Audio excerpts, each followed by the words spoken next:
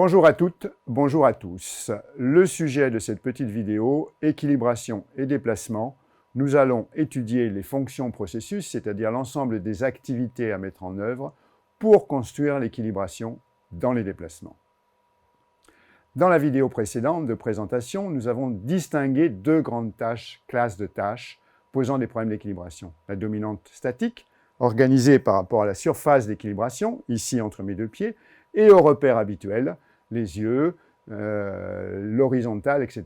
Et nous avons distingué les équilibrations en dominante dynamique, organisées par rapport à la tête, comme plateforme mobile, dans laquelle tête qui va permettre de fonctionner malgré la perte des repères habituels. Nous vous avons présenté les différents référentiels organisateurs de l'équilibre, à partir desquels vous devez analyser plus finement les tâches du point de vue de l'équilibration. Référentiel pédocentré, référentiel céphalocentré, oculocentré, etc. Et en quoi les activités remettent en cause ces référentiels. Ça, c'est le travail que vous avez à faire. Comment et quelles sont les fonctions processus qui nous intéressent? La première, la fonction de repérage spatio-temporel. Cette fonction de repérage spatio-temporel, nous en avons déjà parlé quand nous avons traité des activités à habileté sémiotrice, où nous avons parlé des fonctions de localisation et d'assimilation. Qu'est-ce qu'on va utiliser à nouveau dans cette fonction de repérage spatio-temporel? Nous allons utiliser le référentiel égocentré à centration externe. Qu'est-ce que ça veut dire et comment ça fonctionne? Dans les classes d'habileté à dominante statique sans déplacement, la planche, ou avec déplacement sans remise en cause des référentiels de l'équilibre, la course, vous fixez un point, une ligne, vous évaluez la distance grâce à la convergence binoculaire, vous placez, vous organisez votre placement tête-corps par rapport à cette centration, c'est parce que vous regardez le point qui est là en bas, ou vous regardez l'horizontale, que vous allez vous équilibrer. Vous placez la verticale de votre corps par rapport à la surface d'équilibration. En biomécanique, on vous parlera du polygone de sensation. Aux appuis en interaction avec le substrat, avec les informations plantaires, les informations articulaires au niveau des chevilles, au niveau des genoux, vous utilisez les informations géocentrées de l'oreille interne qui déterminent la position par rapport à la verticale. Vous utilisez la fonction de repérage spatial. Et quand vous travaillez l'équilibration, vous développez cette fonction de repérage spatial. Et vous construisez, avec ça, l'espace de mouvement psychosensorimoteur, c'est-à-dire votre position dans l'espace par rapport à l'environnement, votre déplacement par rapport à l'espace et dans l'environnement. Et vous allez utiliser, notamment dans les habiletés à dominante dynamique, le référentiel égocentré à centration interne. On en a déjà parlé. C'est l'histoire du train qui défile sur le côté du visage, sur la vision périphérique. Vous percevez les mouvements de l'espace sur la vision périphérique, ce qui permet de situer l'espace par rapport au corps. Vous l'avez vu dans la vidéo avec les rotations au saltéo avant.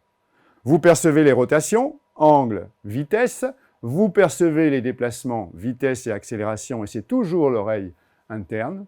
Et là, par contre, vous évaluez une temporalité par rapport à l'espace. Tout à l'heure, c'était l'espace qui est organisé. Maintenant, c'est la temporalité du temps qui, au regard de ce qui défile sur la vision périphérique et au regard de ce qui est perçu en oreille interne, vous donne des éléments de temps.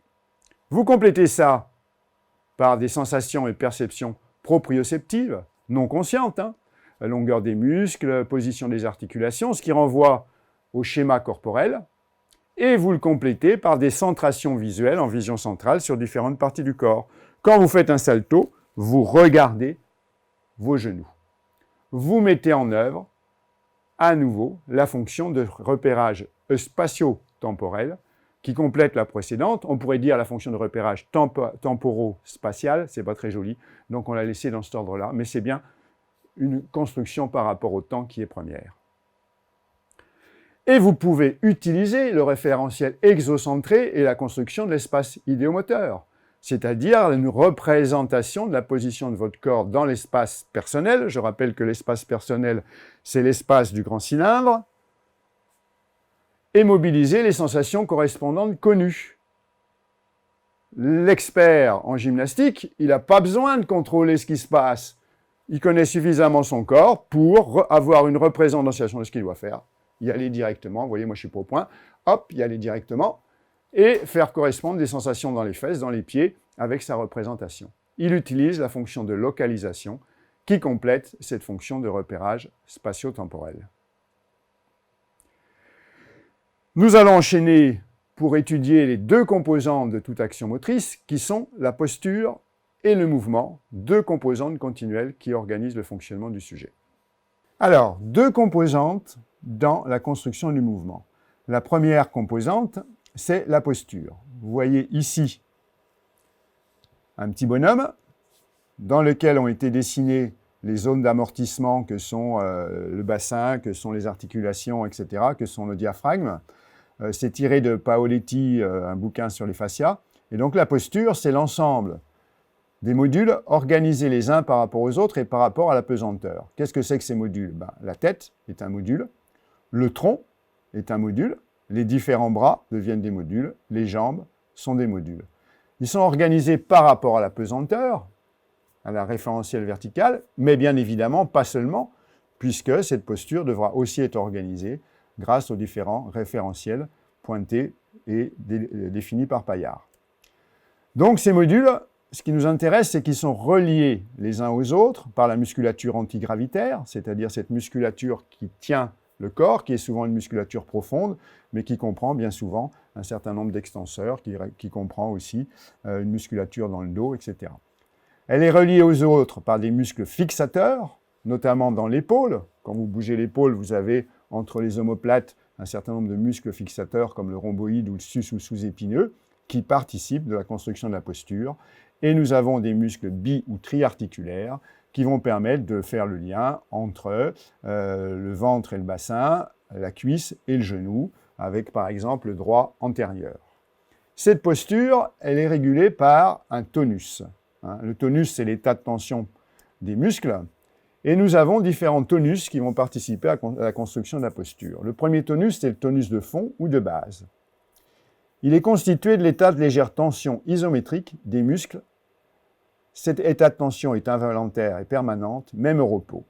Ça veut dire qu'il ne disparaît pas complètement, y compris dans le sommeil, où il y a toujours persistance de tension chronique. Et donc ce tonus de fond, il maintient la cohésion des différentes parties du corps et soutient le sentiment d'unité corporelle. Souvent, on dit qu'il représente le substrat de l'affectivité et des émotions. Notre histoire personnelle s'inscrit dans ce tonus de fond et notre état de tension correspondant. Il porte la charge expressive du mouvement. Il est géré, pour ceux que ça intéresse, par le tronc cérébral et grâce au réflexe myotatique. Et il est lié à notre état de vigilance, à notre état d'éveil, avec une influence réciproque entre la vigilance plutôt mentale et puis l'éveil physiologique.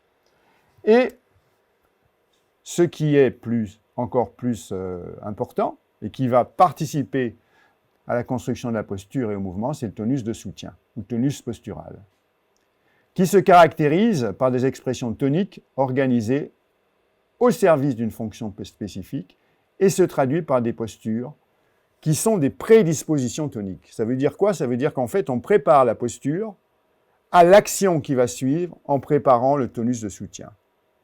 Et c'est sur cette activité de base que va s'organiser l'activité dynamique. Il correspond bien évidemment, ce tonus de soutien, à une activité dans l'ensemble des muscles qui vont soutenir la posture, les musculatures antigravitaires, les muscles fixateurs, un peu moins les muscles bi- ou triarticulaires.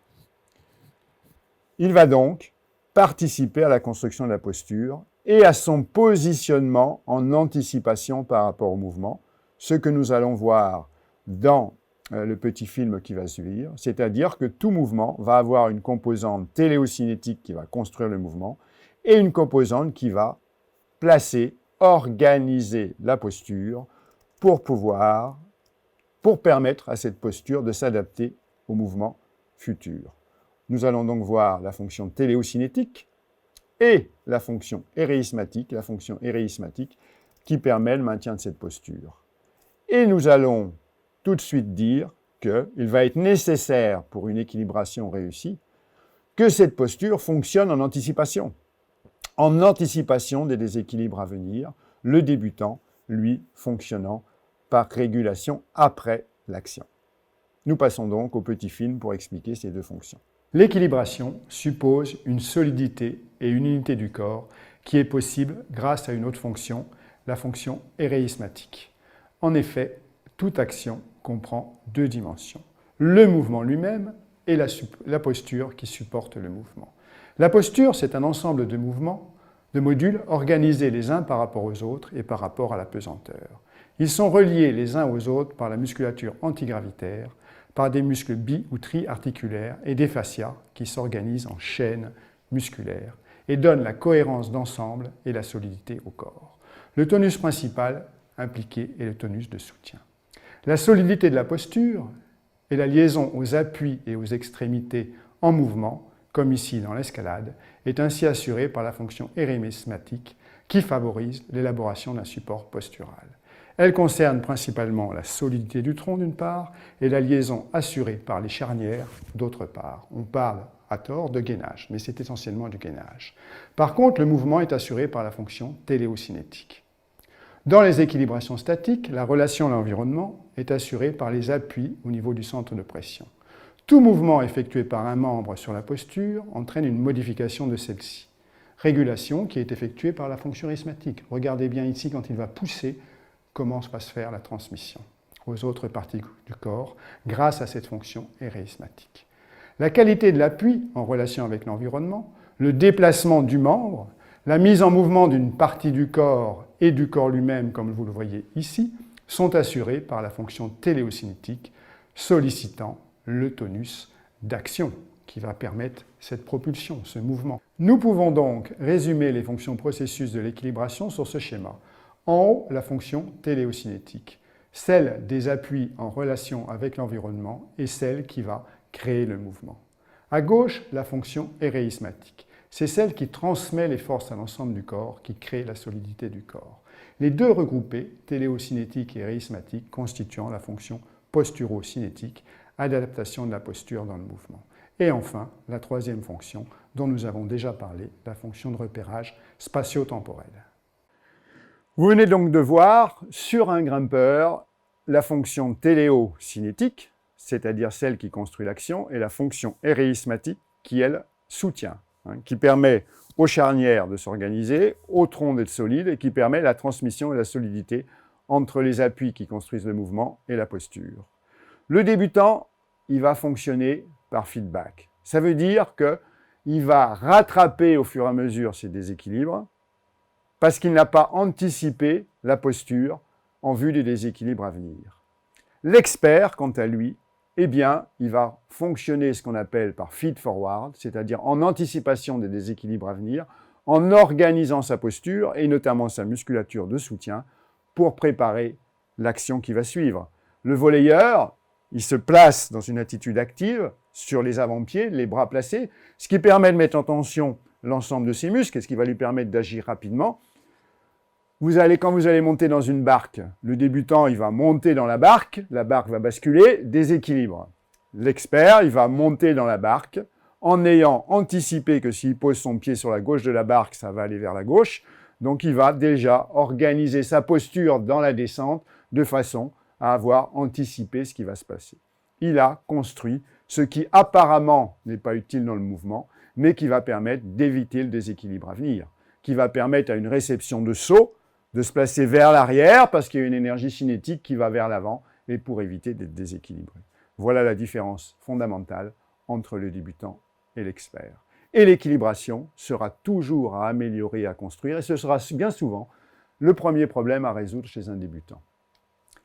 Je vous remercie de votre attention. Nous allons pouvoir passer à la suite la semaine prochaine sur la question de la propulsion et des coordinations, c'est-à-dire comment on va construire les coordinations dans la propulsion. Et donc, on va intégrer équilibration, propulsion et coordination dans la prochaine séance. Merci de votre attention.